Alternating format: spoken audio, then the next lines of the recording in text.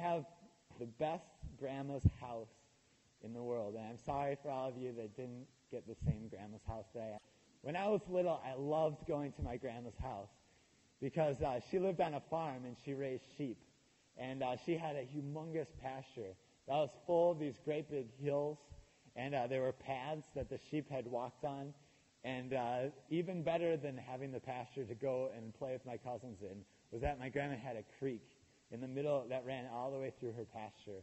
And we would spend hours when we were little kids playing in that creek. We would spend hours swimming in it or building rafts so that we could float down it. Or we would build swings so that we could swing out over the creek and then jump off.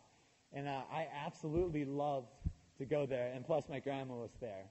And that was another thing that really made me look forward to it.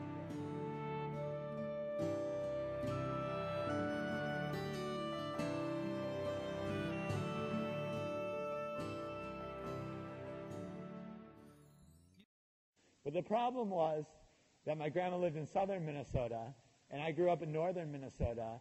And to get to my grandma's house, it was a 300-mile trip.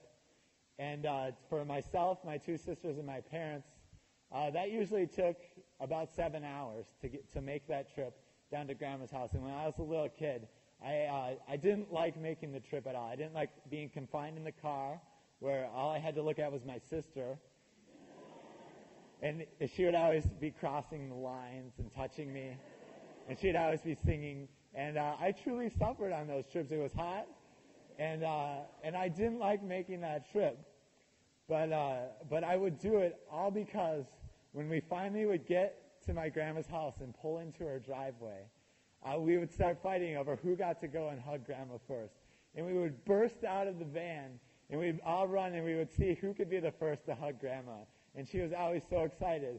And I would tell you definitely, every single time I made the trip, it was well worth it to be with my grandma and then to get to go out and play in her pasture and play in her creek with my cousin.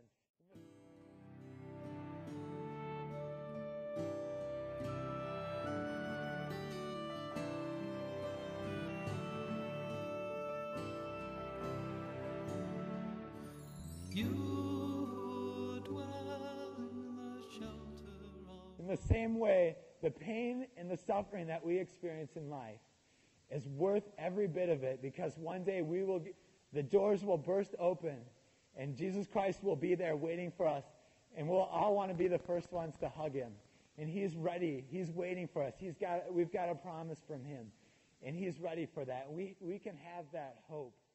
And he will raise you up on eagle's wings.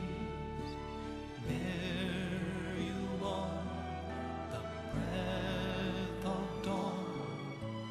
Make you to shine like the sun.